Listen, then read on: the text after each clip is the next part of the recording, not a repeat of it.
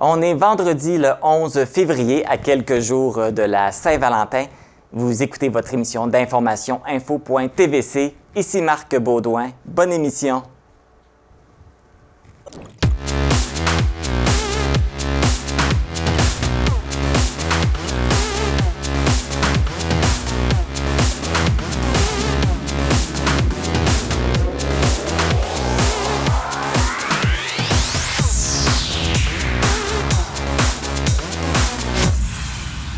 Le mois de février, c'est le mois de la Saint-Valentin, la fête de l'amour, et je vous en souhaite beaucoup, et ce, à tous les jours.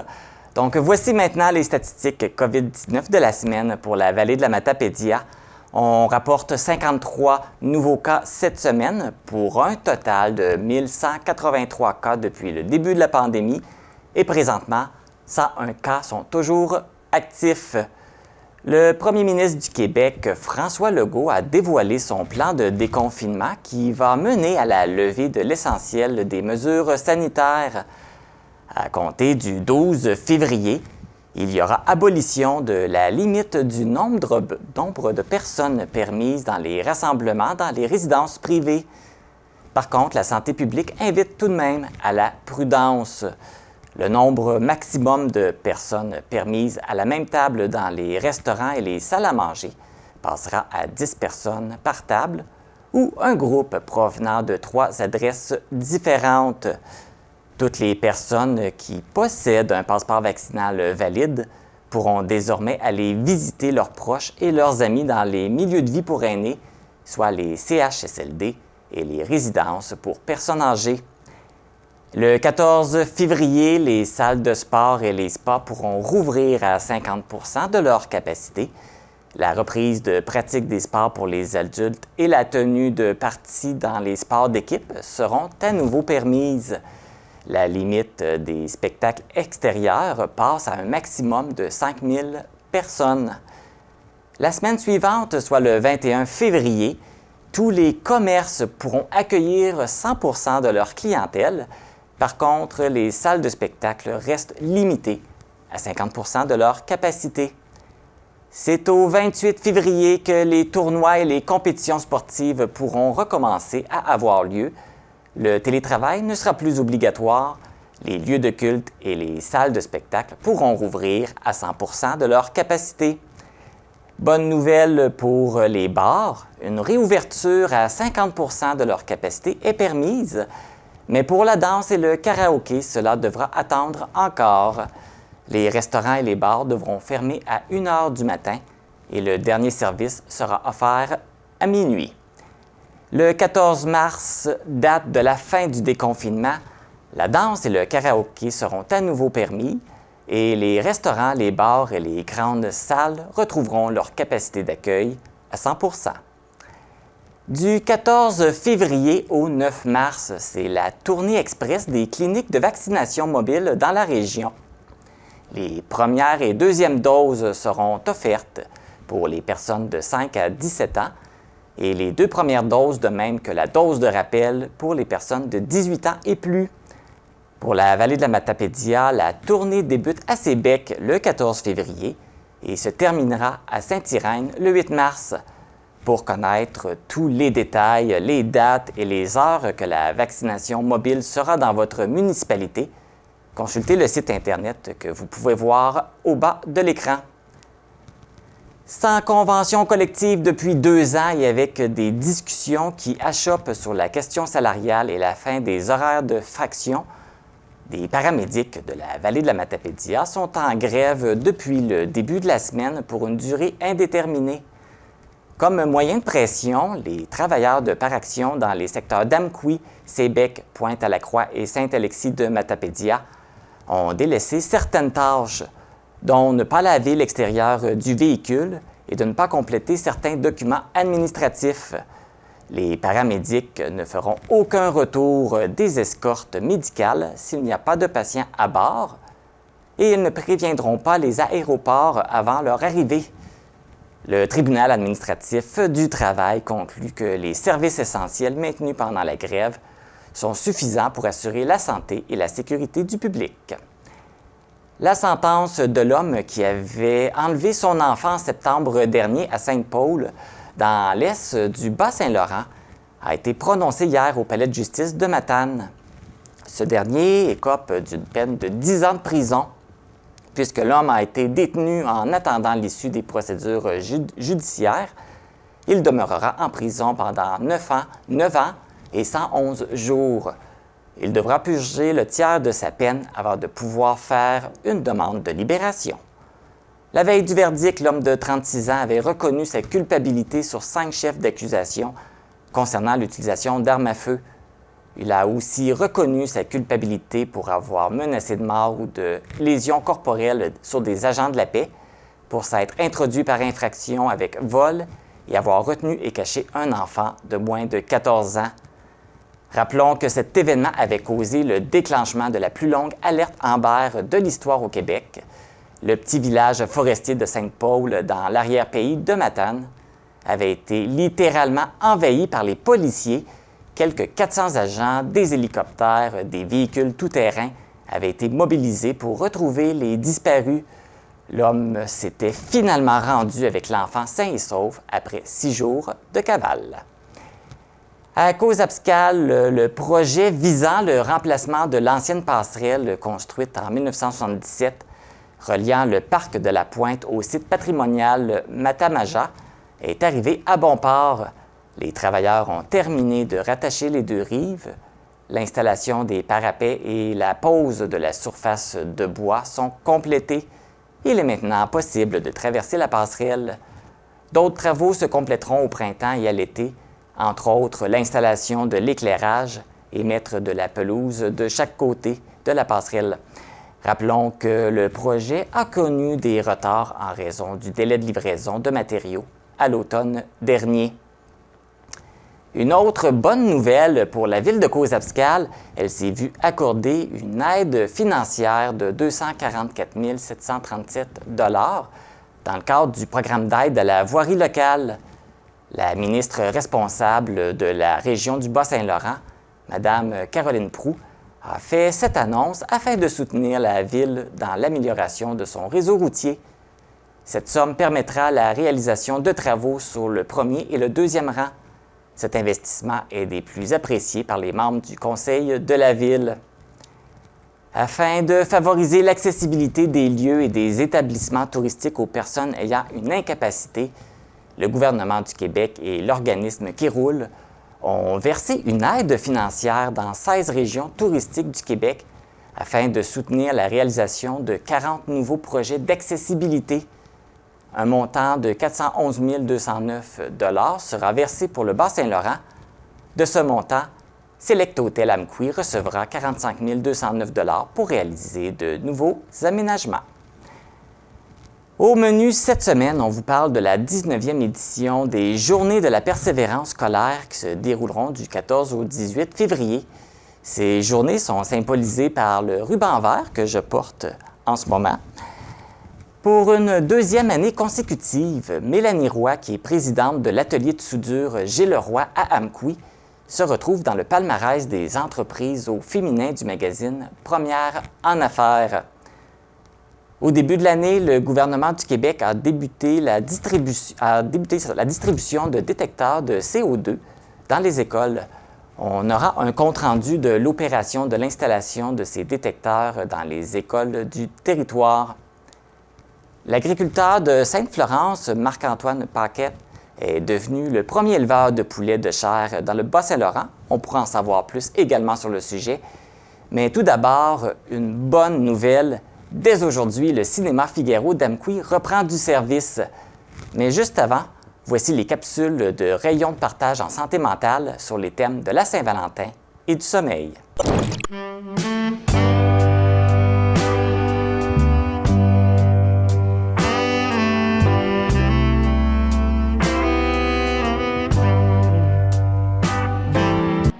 Bonjour, ici Jackie Castonguay, représentant Rayon de partage en santé mentale à Amqui. Aujourd'hui, notre thématique, l'amour, la Saint-Valentin. Donc, vous savez, cette semaine, c'est la Saint-Valentin. On parle souvent d'amour de couple. Donc, tout ce que vous allez voir cette semaine, c'est des duos pour votre soirée couple. On aimerait vous rappeler aujourd'hui que la Saint-Valentin, c'est pour l'amour. L'amour de la famille, l'amour du couple, l'amour en amitié aussi. L'amour avec en général. Donc cette semaine, si jamais pour vous la Saint-Valentin c'est pas évident, vous pouvez appeler Rayon de partage pour jaser ou le 811 option 2. Mais surtout, on vous encourage à célébrer la Saint-Valentin d'une différente façon. Donc allez voir un ami, allez voir quelqu'un de votre famille, allez simplement marcher dehors, faites une activité que vous aimez. Vous pouvez faire une activité seule aussi, quelque chose qui vous fait plaisir, que ce soit aller au cinéma tout seul, que ce soit d'aller voir un spectacle, que ce soit d'aller souper aussi au restaurant, vous avez le droit. Mais surtout, entourez-vous de gens que vous aimez parce que la Saint-Valentin, c'est la fête de l'amour. Vous n'êtes pas obligé d'acheter de cadeaux non plus, donc vous n'êtes pas obligé de consommer quelque chose. Exemple, d'aller nécessairement au magasin pour acheter des trucs de Saint-Valentin. Vous avez simplement à prendre le temps avec quelqu'un que vous aimez. C'est le plus beau cadeau qu'on peut donner.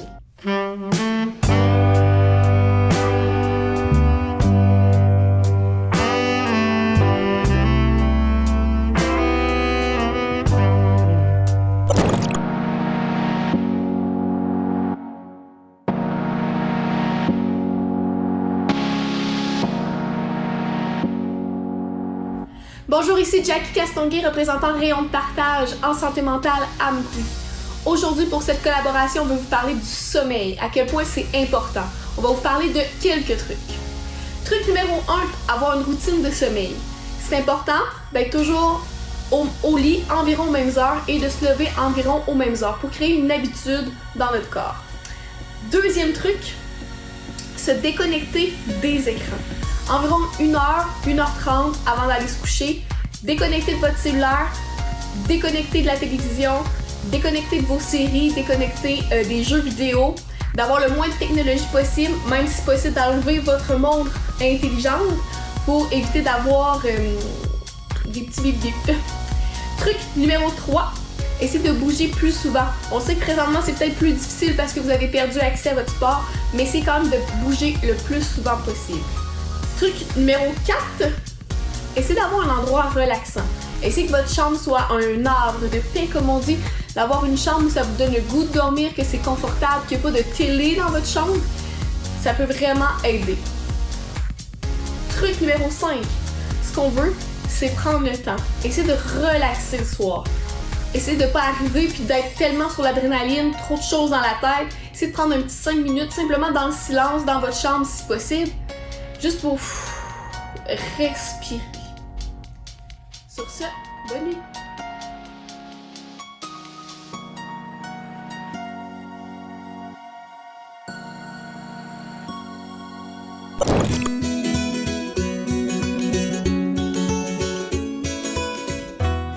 Bonjour les parents et futurs parents, je m'appelle Myriam Landry et je suis agente Cosmos dans la vallée de la Matapédia. Aujourd'hui, dans ces 2 minutes de capsule, je vous présente Qu'est-ce que Cosmos? C'est quoi les activités et les initiatives qui sont présentement en cours et qui pourraient vous intéresser et où il faut s'abonner pour ne rien manquer de ce qui se passe dans la vallée pour vous et votre famille. Bon visionnement!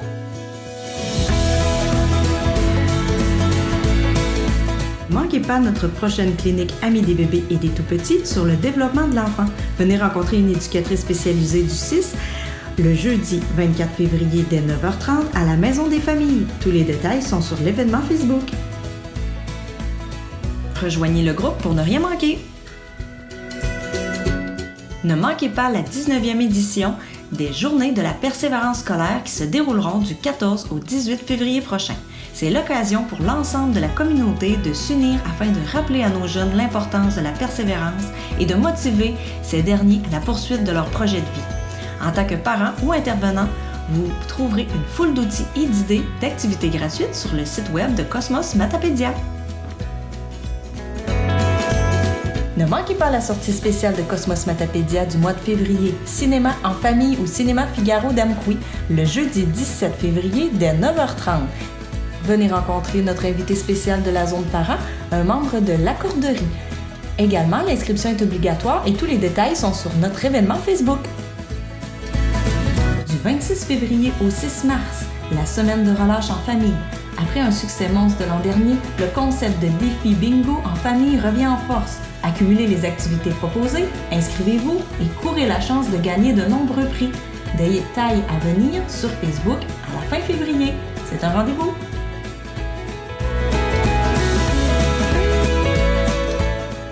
Abonnez-vous à la page Cosmos Matapédia sur Facebook et ne manquez rien de ce qui se passe pour les familles 0-30 ans de la Matapédia. Le développement d'une personne du ventre de sa mère jusqu'à l'âge de 30 ans est le plus déterminant au cours d'une vie. Pour donner une chance égale aux jeunes de s'épanouir, des organismes unissent leurs forces au Bas-Saint-Laurent au sein de la démarche Cosmos. Cosmos, c'est une communauté ouverte et solidaire pour un monde outillé, scolarisé et en santé. Nous sommes de l'éducation, du réseau de la santé, de la petite enfance, du milieu municipal, du secteur de l'emploi et du milieu communautaire. Notre ambition? Soutenir le développement des jeunes de 0 à 30 ans pour favoriser une entrée scolaire réussie, de saines habitudes de vie, la persévérance scolaire, une intégration réussie au marché du travail et dans la société. Ensemble, nous réalisons une foule de projets. Par exemple, des ateliers de développement du langage, d'éveil à la lecture, des activités préparatoires à l'entrée à l'école, des occasions d'échange et de soutien entre parents, des projets d'exploration de métiers pour les jeunes, le soutien à la création de jardins, de parcs et d'activités pour que les jeunes puissent bouger et grandir en santé. On fait tout ça ensemble, et bien plus. Cosmos, une communauté engagée pour l'avenir des jeunes Bas-Laurentiens.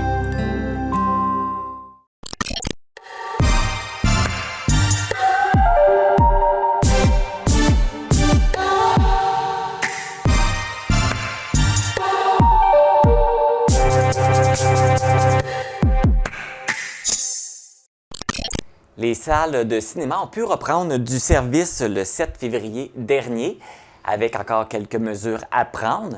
Donc, les salles ne peuvent être remplies à 50 % de leur capacité et le passeport vaccinal est requis.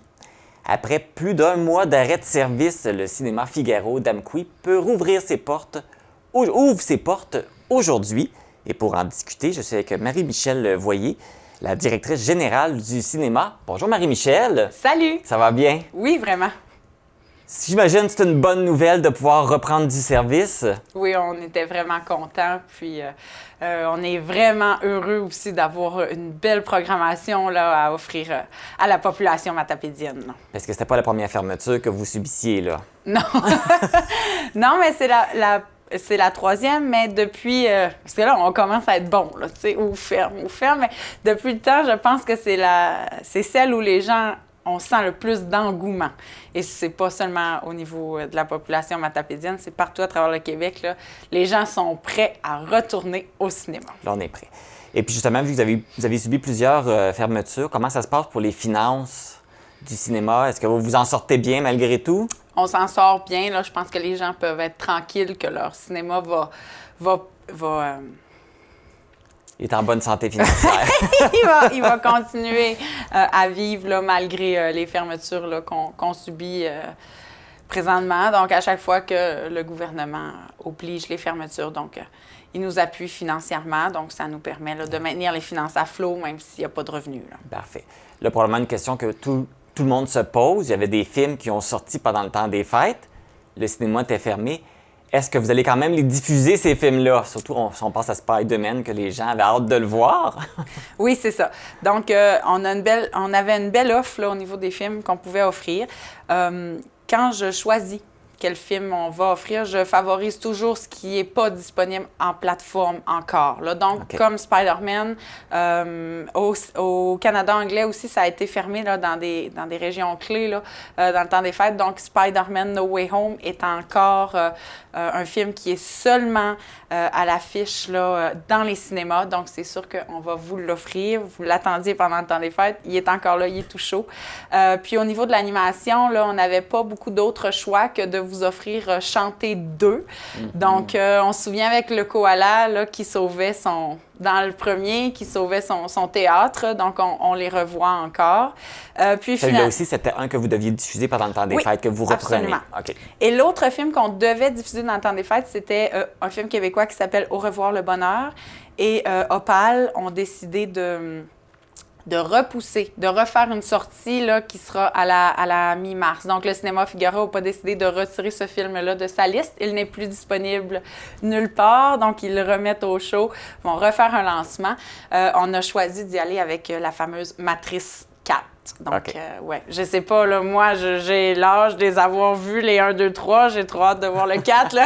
Donc, c'est ce qu'on offre là, pour cette semaine. Est-ce qu'on comprend, il n'y aura pas de perte, là? La fermeture n'aura pas causé de perte. On va pouvoir revoir les films, là, qui sont... Oui, puis on est très content de ça, parce que c'est pas vraiment ce qui s'était passé dans les autres fermetures. Ah, OK, vous aviez dû annuler certaines diffusions de films? Oui, puis on s'est retrouvés à être ouverts avec du cinéma un peu passé date que les gens avaient de disponible sur les plateformes à la maison, qui avaient pu voir même à des prix raisonnables. Là, on sait que maintenant, les premières à la maison, ça existe, mais à 40 $ du film. Là.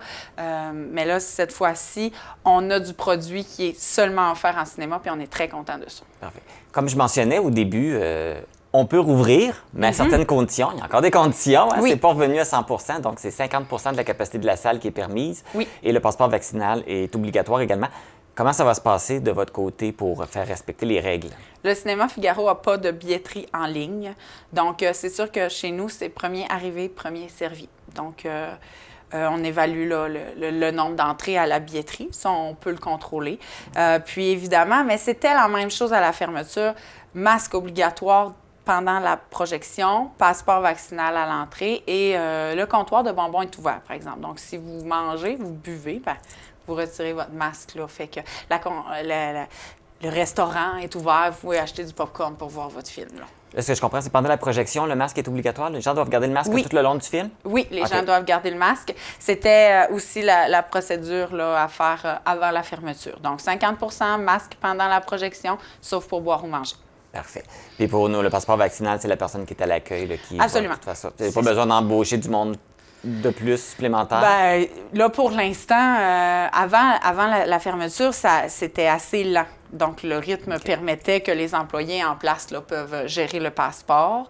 Là, bien, on verra la réponse de la population, là, puis on gérera ça une chose à la fois. Donc, avec la pénurie de personnel, il y a beaucoup d'entreprises qui ont des difficultés. Est-ce que de votre côté, ça va bien? Est-ce que vous avez tout votre personnel ou vous en manque? Je suis très gâtée. Oui. Et je le dis très fort, nos employés sont au rendez-vous. J'ai été très surprise, on n'a perdu aucune plume. Donc, oui, vraiment, on est très choyés. Donc, nos jeunes ont attendu, je sais pas. En tout cas, ils ont pris une pause, mais ils sont là. Ils attendaient de revoir leur emploi au cinéma. Puis Yves, qui est notre employé de semaine aussi, sera là. Je sais que c'est le visage du cinéma. C'est lui que vous voyez quand vous venez sur la semaine. Donc, il sera là, lui aussi, là, de retour. On sait qu'il y a beaucoup d'entreprises qui ont perdu leurs employés, ont fermé, ils sont allés travailler ailleurs. Mais vous êtes correct, votre équipe est toute là. Mais on est chanceux, oui, je sais. Oui. Ben écoute, faut bien qu'il y ait des bonnes nouvelles à travers tout ça. Ça fait partie de celle-là. Ben Marie-Michel, merci beaucoup de ta visite. On est vraiment heureux que le cinéma rouvre. Moi, je parle pour moi, j'ai hâte de pouvoir y retourner. Mais merci de... Et on vous souhaite que ça redevienne à la normalité à 100 %. On souhaite que ça va arriver bientôt, parce que là, il y a encore des mesures. Là. On espère que ça va être de retour à nouveau à 100 %, les salles complètes et tout. Mais d'ici là, tant mieux si vous pouvez reprendre, puis on vous souhaite des belles semaines de films. Merci beaucoup. Les journées de la persévérance scolaire se dérouleront du 14 au 18 février. D'ailleurs, pour l'occasion, je porte le petit ruban vert à cet effet. Cette 19e édition se fera sous le thème « Le sens » et pour discuter de comment ça va se dérouler ici dans la vallée de la Matapédia, je suis en compagnie d'Andréane Deveau, qui est agente d'accompagnement pour Cosmos, et Isabelle Pinard, qui est conseillère en développement, promotion et attractivité à la MRC de la Matapédia. Bonjour à vous deux. Bonjour. Ça va bien? Oui. On va commencer avec toi, Andréane. Est-ce que tu peux nous expliquer qu'est-ce que c'est les journées de la persévérance scolaire et c'est quoi son importance? Oui, bien sûr. Merci de porter le petit ruban d'ailleurs. Les Journées de la persévérance scolaire, c'est une campagne nationale qui existe depuis, tu l'as dit, 19 ans déjà, et qui met de l'avant l'importance de se mobiliser en tant que communauté. On pense aux enseignants, c'est sûr, on pense à l'école, mais on pense aussi aux parents, aux amis, aux grands-parents. L'importance, en ce mois de février, d'encourager les jeunes à poursuivre leurs études et à démontrer de la persévérance. C'est une période habituellement creuse là, dans le parcours d'un jeune, donc c'est le bon moment. Il faut encourager nos jeunes à poursuivre leur projet de vie. Et là, cette année, en plus, encore avec la COVID, qu'il y a eu beaucoup de cours à la maison, d'où l'importance de ces journées-là présentement. Là. Absolument. La COVID n'a pas été facile pour personne, pour les étudiants, mais aussi pour le corps enseignant et puis les intervenants. On pense aussi aux intervenants du communautaire. Donc, cette campagne-ci, le mot d'ordre aussi, c'est merci. Merci à tous les intervenants, à tous les enseignants, à toutes les personnes qui gravitent autour d'un jeune. Merci de persévérer, vous aussi, pour maintenir nos jeunes aux études. À quoi ça va ressembler, la programmation pour ces journées? Bien, au niveau local, il y a plein d'activités qui s'en viennent. On le sait, la Vallée est très, très, très mobilisée pour les Journées de la persévérance scolaire d'année en année. Il y a toujours des activités qui se font dans les écoles. Il y a aussi Tremplin Travail qui travaille fort pour faire des activités. Mais là, je ne vendrai pas le punch parce qu'on sort en ondes juste avant les Journées de la persévérance scolaire. Mais il y a aussi... Donc, on garde le scoop. On garde le scoop, on garde la surprise. Mais il y a aussi un événement national, un événement virtuel national qui mettra en vedette, encore une fois cette année, le grandiose Laurent Duvernay-Tardy, qui sera là pour faire une conférence avec les jeunes en direct le 16 février prochain. On invite d'ailleurs tous les enseignants de jeunes âgés entre 11 et 17 ans. Il va y avoir 2 événements la même journée. Donc, les 11-14 ans, il va y avoir un événement à partir de 13h, l'événement pour les 11-14 ans. Puis, il va y avoir une pause de 15 minutes. Puis, à 14h, c'est les 17 ans, les 15-17 ans qui vont pouvoir interagir avec Laurent Duvernay-Tardy et ses invités.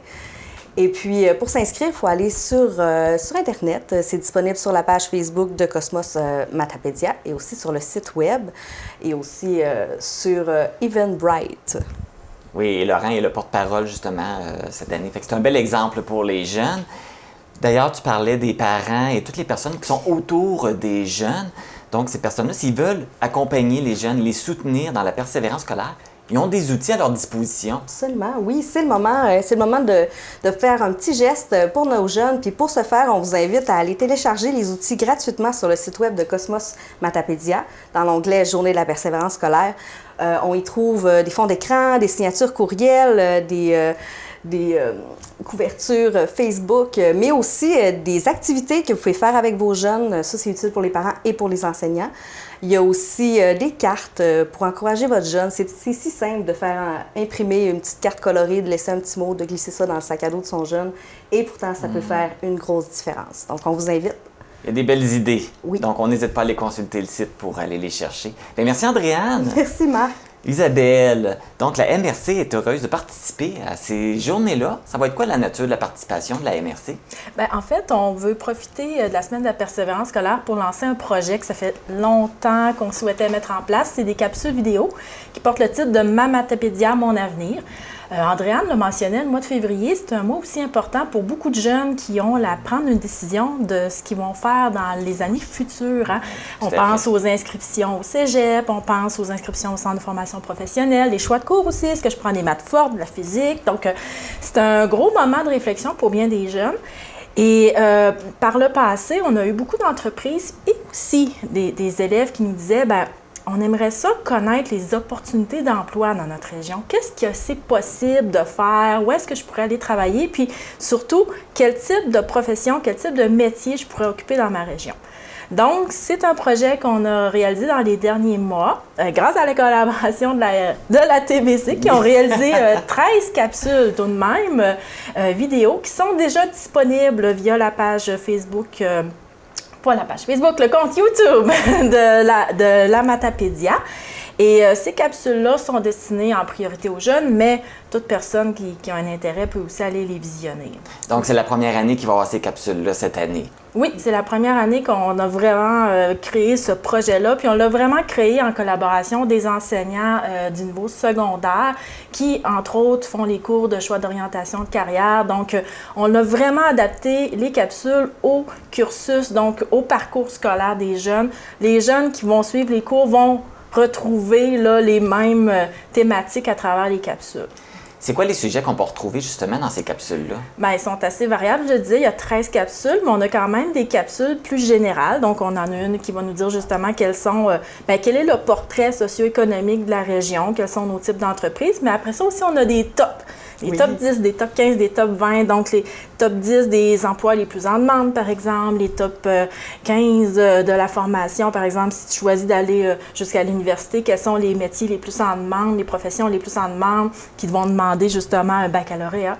Mais on a, comme je vous le disais, suivi aussi le parcours cursus. Donc, pour chacun des domaines, par exemple, si tu es plus attiré vers le domaine du vivant ou si tu es plus dans le domaine de la gestion ou des arts, quelles sont les professions possibles, les opportunités de carrière par rapport à chacun de ces domaines-là.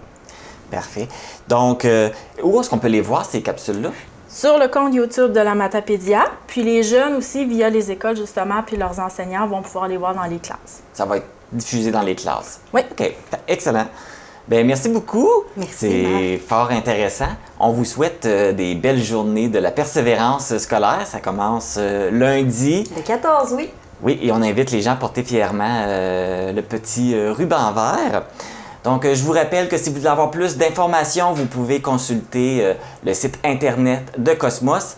Et comme on a mentionné aussi, les capsules vidéo seront également disponibles sur YouTube. C'est pas évident de choisir son futur métier. C'est un choix important qu'on a à faire dans notre vie avant même d'avoir expérimenté tous les possibles. Déjà, tu as sûrement une bonne idée de ce qui te passionne dans la vie, que ce soit le sport, l'informatique, entrer en relation avec les autres ou les travaux manuels. Tu commences probablement à avoir une idée des domaines dans lesquels tu as de l'aisance, de la facilité. Peut-être es-tu habile pour parler devant un public ou pour organiser ton casier de façon hyper fonctionnelle. Tu es peut-être super doué pour le travail de minutie ou pour t'occuper d'animaux ou de jeunes enfants. Pourquoi tu m'as regardé quand tu as dit animaux? Tous ces éléments-là peuvent t'aider à trouver des pistes qui te guideront vers ton futur travail. Et il y a un autre élément majeur à considérer dans ta décision, c'est de connaître les besoins de ton milieu. Oui, parce que choisir son métier, c'est aussi choisir le rôle qu'on jouera dans notre communauté. Pour t'aider à mieux connaître les besoins du marché du travail dans la MRC de la Matapédia, on t'a préparé un petit tour d'horizon de notre région.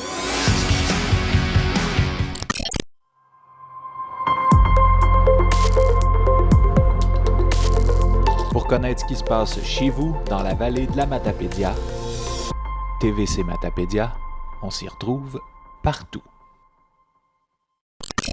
Le 3e palmarès des entreprises au féminin a été dévoilé dans le magazine Première en affaires. Parmi les 110 femmes dirigeantes d'entreprises, on y retrouve Mélanie Roy, qui est présidente de l'atelier de soudure Gilles Roy à Amqui. J'ai le plaisir de l'avoir avec moi en studio. Bonjour Mélanie. Bonjour. Ça va bien? Oui, et toi? Oui. Tout d'abord, peux-tu nous expliquer c'est quoi ce palmarès-là et c'est quoi son objectif? Palmarès, c'est un regroupement de femmes qui ont des entreprises au Québec. Et puis, il n'y a pas de première ou de deuxième. Les catégories sont vraiment par notre chiffre d'affaires. On pose notre candidature et puis, par la suite, lors du dévoilement, on apprend si oui ou non on est dans le palmarès. Parfait. Et puis, je pense que c'est la deuxième fois. C'est le 3e palmarès, mais c'est la 2e année que tu es à l'intérieur. Exact. Et on te retrouve dans la catégorie Forces vives. Oui. C'est quoi cette catégorie? Bien, c'est ça, c'est qu'il y a les Forces vives, c'est ceux qui ont un chiffre d'affaires de entre 5 à 10 millions. Donc, notre chiffre d'affaires se retrouve là dans la catégorie Forces vives. OK. Là, tu mentionnais que c'est toi qui s'est inscrite? C'est comme ça qu'il faut... Bien, l'année passée, c'est un partenaire d'affaires, un ami qui m'a transféré l'information. Sur le coup, j'ai mis ça de côté, puis par après, j'ai dit « Ah, bien, je pourrais peut-être essayer de m'inscrire, poser ma candidature. J'ai posé ma candidature, puis j'ai été retenue l'année passée. Fait que cette année, quand le palmarès a recommencé, quand on a eu les courriels via ce palmarès-là, bien, c'est sûr que j'étais vraiment enthousiaste de me réinscrire pour savoir si j'allais être encore dans le palmarès. Et là, tu mentionnais que ça marchait avec le chiffre d'affaires, mais est-ce qu'il y a d'autres critères? C'est quoi les critères pour que vous soyez éligible et faire partie du palmarès? Bien, il faut être une femme en affaires.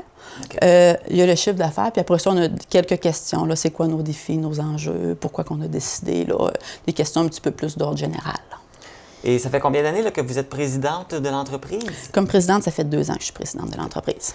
Et comment ça s'est passé pour vous, votre entrée en poste? Parce qu'on le sait que pour les femmes, c'est pas toujours évident non plus, surtout dans une entreprise, parce que c'est très masculin et tout. Comment ça s'est passé pour vous?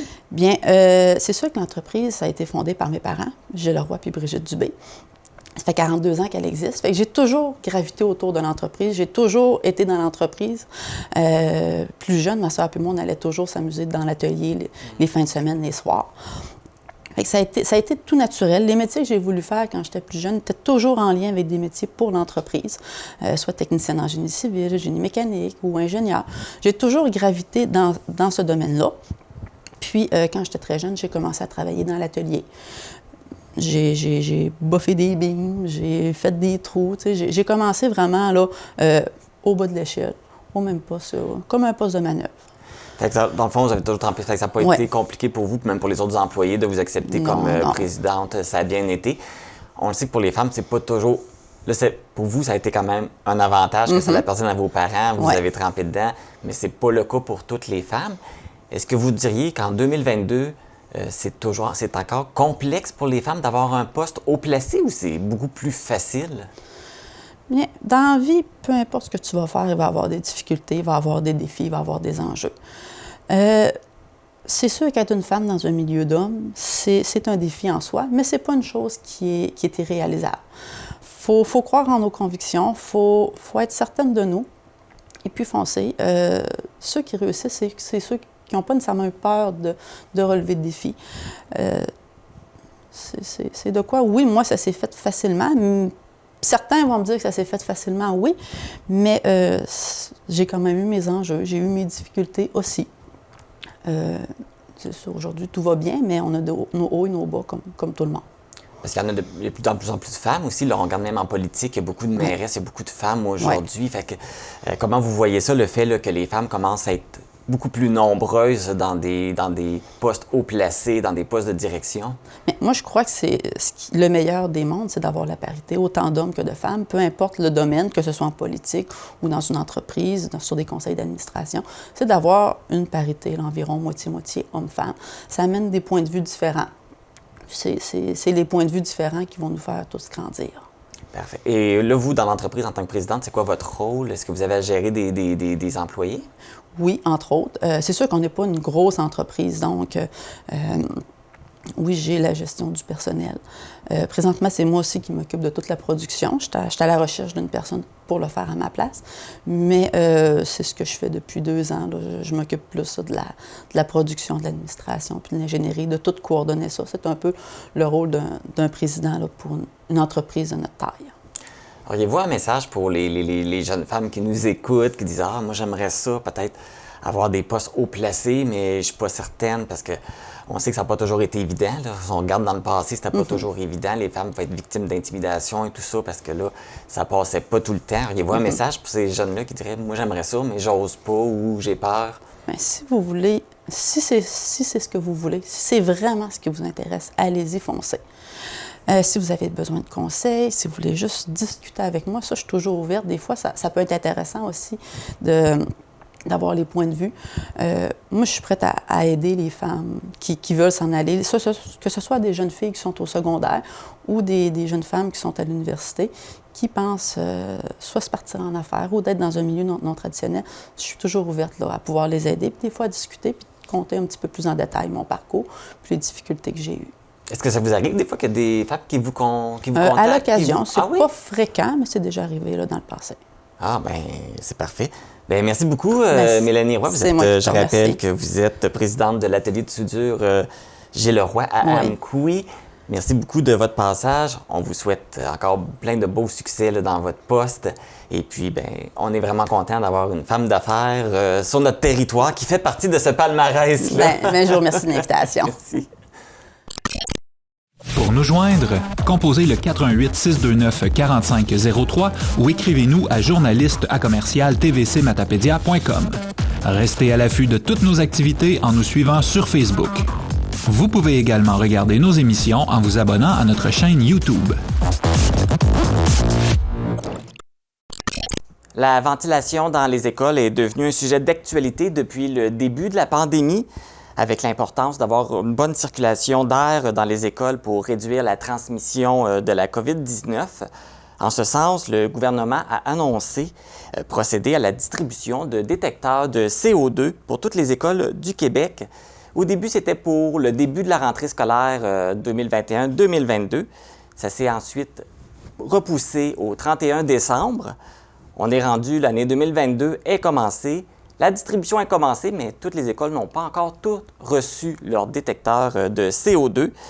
Donc, on va vérifier de notre côté avec le Centre de services scolaires des Monts et Marais où on en est rendu dans ce dossier-là. Donc, j'ai avec moi le directeur général Alexandre Marion. Bonjour, M. Marion. Bonjour. Ça va bien? Très, très bien. Vous-même? Oui, ça va très bien, merci. Donc, on parle des détecteurs de CO2. Pour le Centre de services scolaires des Monts et Marais, on en est rendu où? Là? On en a reçu combien? Combien d'écoles ont leurs détecteurs présentement? Écoutez, nous avions 32 bâtiments à équiper. Chaque local où se tiennent des activités pédagogiques avec des élèves, là, on devait les équiper d'un détecteur de niveau de confort. Là. C'est un bidule qui nous indique le taux de CO2, donc d'échange d'air, la température et le taux d'humidité. Au début de la dernière semaine, je n'ai pas des chiffres là, à jour à la journée près, mais au début de la dernière semaine, nous en avions 356 d'installés sur les 500 totales qu'on a installés partout sur le territoire du Centre de services scolaires des Monts et Marais. Donc, et là, il s'en installe quelques dizaines là, à tous les jours. En consultant ma collègue aux ressources matérielles hier, là, je sais qu'il nous en manque quelques dizaines à recevoir. On n'a pas encore les 500, il en manque quelques-uns, mais on ne pense pas que ça va tarder avant de les avoir. Puis on garde notre objectif de janvier 2022. Là, on souhaitait avoir terminé l'opération avant la fin du mois de janvier. Au niveau de la calibration, une fois que les appareils sont installés, on me dit que ça peut prendre de 8 à 10 jours pour que les lectures soient justes. Ce que j'ai compris, c'est qu'ils sont calibrés, ces appareils-là, là, par l'entreprise avant d'être livrés, mais c'est un peu sensible au déplacement, au transport. Donc, on nous dit de 8 à 10 jours une fois les outils installés. Donc, on achève le processus d'installation des lecteurs. Parfait. Donc là, ça en prend quand même plusieurs par école, parce que là, c'est installé dans toutes les classes. Est-ce que c'est installé dans tous les autres locaux aussi? Non, ce sont les classes qui sont priorisées. Puis ça a bougé beaucoup, ce dossier-là. Là, c'est un dossier qui a quand même quelques années. On a entendu beaucoup de choses. Mais là, on les installe, ils fonctionnent. On priorise les classes. Déjà, là, quand on reçoit le matériel, il faut comprendre qu'ils sont destinés à une école spécifique et à des classes spécifiques. Donc, il est certain là, que, étant donné l'échantillonnage qu'on a fait l'automne dernier, les endroits où il y a eu des lectures qui étaient plus élevées, c'est les endroits qui ont été priorisés pour être certain qu'on ait une bonne compréhension et une bonne lecture de certains milieux qui pourraient être problématiques. Justement, en parlant des milieux prioritaires sur notre territoire, est-ce qu'on avait des écoles qui étaient justement plus prioritaires? De mémoire, on avait 3 endroits, 3 écoles primaires où il y a au moins un local qui a sorti des lectures, dans lequel il y a des lectures dans l'échantillonnage qui étaient sorties au-dessus de 1500. Je ne me souviens pas de l'unité de mesure, là, mais c'est vraiment 1500 qu'il faut vérifier au niveau du CO2. Et durant notre échantillonnage, on n'a pas trouvé d'enjeu important parce que on a les lectures, puis ensuite on a les lectures lorsqu'on applique des mesures correctrices, comme l'ouverture de la porte de la classe, qui donne sur le corridor, l'ouverture des vasistas, qui donne aussi sur le corridor, et des périodes d'ouverture de fenêtres. Donc, dans tous les cas, quand ces mesures-là étaient appliquées, les lectures se rétablissaient. Alors là, l'avantage avec les lecteurs qu'on est en train d'installer, c'est que on va pouvoir intervenir rapidement sur l'ensemble des locaux. Et s'il y a des enjeux qui se décident, s'il y a des locaux dans des établissements qui sont plus problématiques, bien là, il y a une série d'options. Donc, l'ouverture des fenêtres, des vasistas, des portes, ça en est une. Un changement de local, à des endroits où j'ai pas une trop grande pression, je suis pas surchargé au niveau de la population estudiantine, bien, je peux peut-être déplacer le groupe dans un autre local. Il y a des échangeurs d'air qu'on peut installer aussi. Donc, ce sont tous des éléments là, de solutions qu'on a à portée de main si on découvre des enjeux. Oui, justement, d'ailleurs, le détecteur va permettre de détecter si justement il y a un problème. Mais là, s'il y a un problème, il va falloir le régler. Est-ce qu'il y a des mesures qui vont être planifiées, qui vont être mises en place justement pour régler ces problèmes-là? Bien, on entend beaucoup parler de purificateurs d'air. Ce que j'ai compris, moi je suis loin d'être un expert, ce que j'ai compris, c'est qu'on mettait en doute l'efficacité d'un purificateur d'air pour régler un problème d'échange, de surcharge de CO2, là, un manque d'échange d'air. Ce qui semble fonctionner ou être une des solutions, au-delà de l'ouverture des portes et des fenêtres, c'est l'installation d'un échangeur d'air. Donc ça, c'est une solution qu'on envisage lorsqu'on aura des difficultés. Le ministère nous dit être disposé à nous en fournir au besoin. Là, c'est sûr qu'actuellement, il y a deux sortes de ventilation dans les écoles. Il y a la ventilation naturelle et la ventilation mécanique. Pour le centre de service scolaire, c'est quoi la proportion d'écoles en ventilation naturelle et ventilation mécanique? Je ne peux pas vous donner un chiffre exact. On va parler des grandes écoles secondaires. Les écoles secondaires, il y a de la ventilation mécanique. Armand Saint-Onge, l'école secondaire de Matane, c'est mécanique. Mais la moyenne d'âge de nos bâtiments, nos écoles, là, c'est 63 ans. Donc, ça arrive au niveau des normes de construction, comment on construisait il y a 63 ans et maintenant. Des échangeurs d'air à cette époque-là, il n'y en avait pas. Mais les fenêtres s'ouvrent partout. Et il y a des vasistas dans plusieurs écoles, il y a des portes dans plusieurs écoles. Fait qu'il y a déjà des solutions. Puis, comme mentionné, l'échantillonnage qu'on a fait, il était vaste. C'était assez important comme opération. Ça a mobilisé beaucoup de ressources. Puis on n'a pas identifié d'enjeux, puisque quand on appliquait des mesures qui étaient raisonnables, ça permettait de les corriger. Mais encore une fois, il y a la sécurité de tout le monde, des élèves bien sûr, de notre personnel, puis ensuite il y a le niveau de confort. Donc la température, c'est aussi important à notre avis là, pour que le climat soit propice aux apprentissages, parce que c'est un peu ça notre mission. Des apprentissages. Donc, oui, et pour les écoles à ventilation naturelle, on voit souvent des blagues passer sur Facebook, là, parce qu'il faut qu'ils ouvrent les fenêtres et les portes, puis l'hiver, il fait froid. Fait ils font des blagues sur les étudiants qui sont gelés, mais c'est sûr que c'est pas évident avec une ventilation naturelle pour l'hiver. Bien, tout à fait. Moi, je ne vois pas du tout les températures qu'on a depuis 10 jours, que les fenêtres restent ouvertes là, pendant qu'on enseigne plusieurs minutes. C'est pas comme ça que c'est prévu. Mais il faut vraiment porter une attention à ce que le lecteur nous indique comme situation et porter une attention à l'ouverture quelques minutes durant les pauses, avant que les élèves arrivent. Il y a un souci. Il faut se préoccuper de ça, je pense, pour le bien-être de tout le monde. C'est une responsabilité collective qu'on se donne pour le bien-être de tous dans nos écoles. Parfait. Donc là, pour les écoles qui manquent encore des détecteurs de CO2, ça devrait, vous dites, arriver bientôt. Donc, tout devrait être réglé d'ici la fin de l'année scolaire? On se croise les doigts? On souhaite avant. Écoutez, on s'était mis, on se fixe quand même des objectifs. On n'est pas... On n'a pas de contrôle sur la livraison des appareils, mais on pense encore qu'on pourra recevoir les appareils qui manquent. Il en manque vraiment pas beaucoup. Là. On les reçoive cette semaine, puis que ce soit réglé là, très tôt la semaine prochaine. On s'était donné janvier pour l'installation au moins des lecteurs. Parfait. Puis ensuite, commencer à faire une veille sur ce qu'on découvre comme situation partout sur le territoire. Bon, ben, on sait que c'est un problème là, qui dure depuis plusieurs années. Dans le fond, la COVID-19, si on peut trouver un point positif, c'est que ça a accéléré le processus d'équiper les écoles. On peut voir ça comme ça. Ben oui, on le disait là, hors d'onde avant de commencer, la pandémie a quelques points positifs. Là. C'est dangereux de dire ça parce qu'on est tellement tanné tout le monde, mais on a développé beaucoup d'habiletés numériques pour diminuer les déplacements. Ça, je pense que c'est une épargne d'énergie qui va être la bienvenue un peu partout. Et on est peut-être un petit peu plus conscient de certains éléments qui nous entourent dans notre environnement qu'on doit protéger, comme la qualité de l'air dans nos milieux, bien entendu. Oui, c'est très important.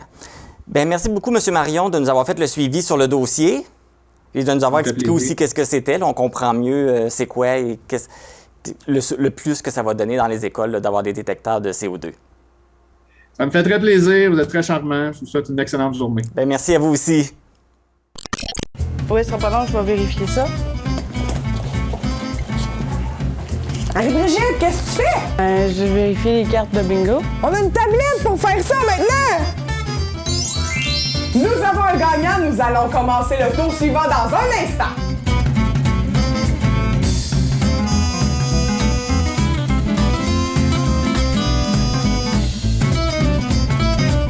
Rejoignez-nous au Télé Bingo ce dimanche à 12h30. Après s'être lancé dans la production de quinoa en 2019, l'agriculteur de Sainte-Florence, Marc-Antoine Paquet, est l'heureux gagnant de l'édition 2020 du programme d'aide au démarrage des éleveurs de volailles du Québec. En plus de réaliser le rêve d'avoir son propre poulailler, Marc-Antoine devient le premier éleveur de poulets de chair dans la vallée de la Matapédia.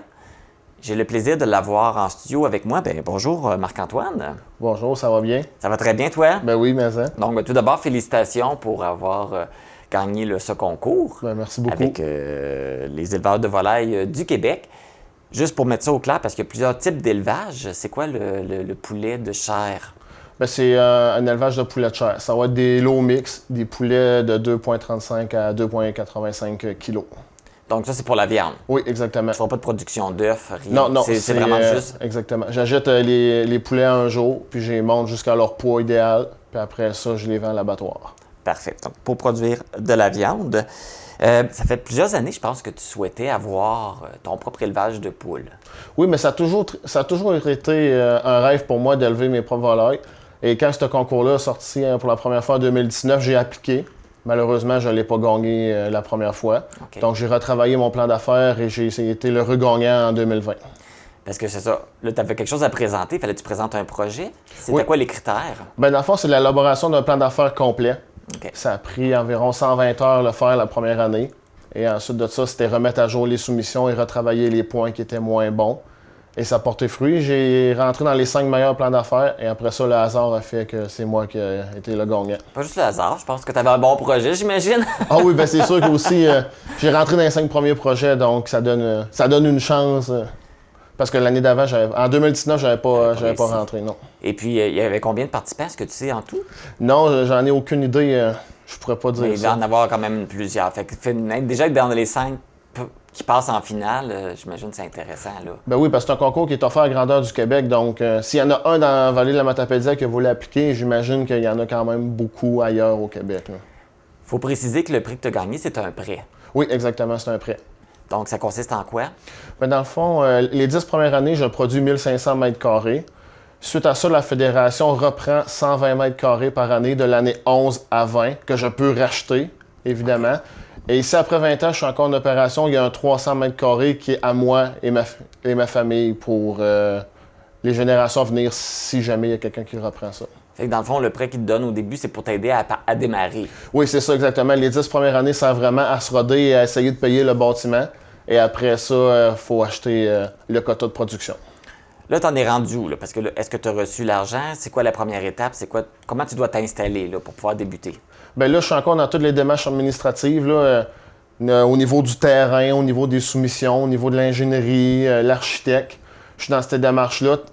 Ça s'en vient, ça s'enligne, mais je vise vraiment le mois de mai là, pour commencer ce que je vais appeler plus le concret, vraiment les étapes de construction. Là. Les étapes de construction. Donc, oui. L'élevage n'est pas commencé. Non. Fait que tu prévois avoir tes premiers poulets quand? Bien, avec la fédération, il faut quand même qu'on leur dise d'avance parce que c'est du vivant. Donc, je prévois avoir mes premiers poulets le 18 décembre. OK. Donc, ça te donne d'ici décembre là, pour tout installer tes choses puis tout construire ce que tu as besoin. Oui, c'est ça. Théoriquement, ça devrait bien aller, mais avec le COVID et tous les retards, on ne sait jamais, mais je mets toutes les chances de mon côté, puis Puis je suis quand même vraiment bien entouré. Là. Dans la vallée, on est chanceux. J'ai de l'aide puis de l'appui. Et ton objectif, c'est d'élever combien de poulets par... Bien, selon le bien-être animal, dans un bâtiment comme moi, j'aurais le droit d'élever autour de 100 000 volailles par année. Par année. Ça, c'est en respectant le bien-être animal puis les normes de l'industrie qui sont parmi les plus sévères au monde. Si ça va bien. Oui, exactement. Si ça va bien, mais il faut que ça aille bien. Mais en faisant les étapes, en restant vraiment, excusez l'expression, top-notch, puis en étant conforme à tout, généralement, ça va bien. Est-ce que pour les poulets, est-ce que c'est comme pour d'autres aliments? Est-ce qu'il y a plusieurs types de poulets? Ça veut dire est-ce qu'il va y avoir des poules qui vont être nourries avec telle sorte de grains, d'autres avec d'autres sortes pour avoir des types de viande différents ou c'est la même chose pour toutes? Bien, la Fédération offre divers poulets, que ce soit le poulet végétal, le poulet de grains, le poulet sans antibiotiques. Okay. Sauf moi, pour commencer, je vais faire le poulet standard, celui-là qu'on achète à l'épicerie et qu'il n'y a pas de, si on veut, de marque ou de réseau attaché à ça. Ça va être un poulet vraiment fritou, je ne dirais pas de marque, là. Bien, dans le fond, les poulets qui vont être vendus dans les restaurants, là, oui, grande surface. C'est ça, c'est le poulet qui est le plus consommé au Québec, là. OK. Justement, par rapport à ça, même sans les nommer, est-ce que tu as déjà des milieux avec qui tu vas faire affaire, avec qui tu vas vendre ton poulet? Bien, moi, la manière que la Fédération marche, c'est pas moi qui décide à qui je vends mon poulet.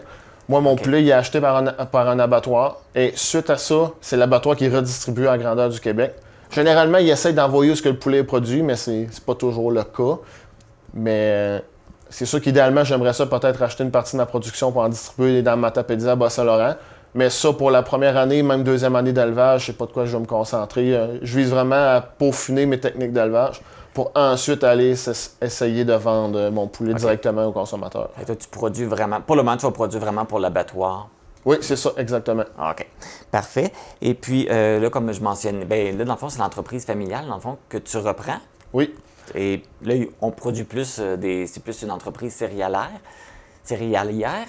Et puis là, tu veux rajouter de l'élevage de poulets. Comment ça a été vu là, dans la dynastie familiale de voir qu'il va y avoir des nouveaux produits qui se rajoutent? Bien, c'est sûr que mon père et ma mère m'ont vraiment appuyé à 100% là-dedans.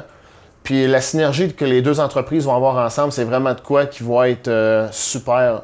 Je veux dire, dans mes tâches quotidiennes, c'est de quoi qui s'ajouterait vraiment bien.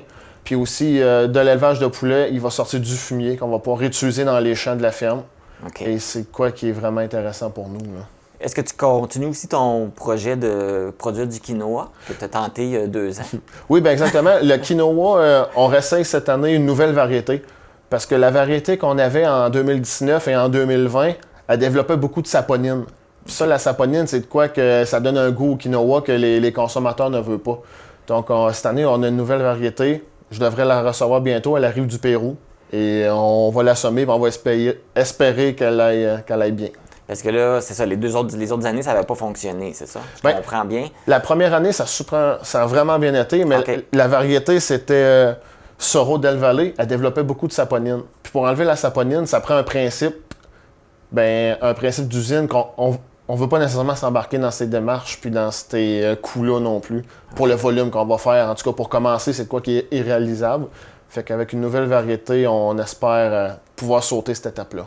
Bon, on te souhaite que ça marche bien cette année pour ça aussi. Et oui, merci. Et que ça marche bien pour tes poulets. Mon Dieu, tu vas avoir du travail. Tu vas être bien occupé si tout fonctionne bien. Oh, je compte pas m'ennuyer cet été-là. Bien, tout d'abord, félicitations d'avoir remporté ce concours-là. Puis bravo. Puis on te souhaite bonne chance là, dans ton nouveau projet là, d'élevage de volailles. Bon, je vous remercie beaucoup de votre temps. Puis en espérant se revoir bientôt. Tout à fait. Ben, oui, on va se reparler, surtout si ça va bien. Puis de la suite des choses, s'il y a des nouveaux projets qui se développent, on pourra s'en reparler. Bon, il n'y a pas de problème. Merci. Merci, bonne journée. Informatique Barrest est responsable de l'entretien du matériel informatique de votre TVC. Informatique Barrest, vente et réparation d'ordinateurs, services commerciaux et résidentiels. 418-629-INFO. C'est ce qui termine l'édition du 11 février de Info.tvc. Merci d'avoir été à l'écoute. Les vêtements que je porte proviennent de la boutique Passion Mode située au 118 rue Saint-Jacques-Nord à Causa-Piscale. N'oubliez pas, demain, c'est la diffusion en direct du Bye Bye 2021 de la TVC, un rendez-vous annuel que vous ne voulez pas manquer. Si vous n'avez toujours pas acheté vos billets, c'est possible de le faire en visitant le site Internet ou la page Facebook de la TVC de la Matapédia. Dimanche, c'est votre rendez-vous hebdomadaire du Télébingo à 12h30. Les cartes valides sont de couleur rouge. Je vous souhaite une bonne Saint-Valentin et je vous retrouve vendredi prochain.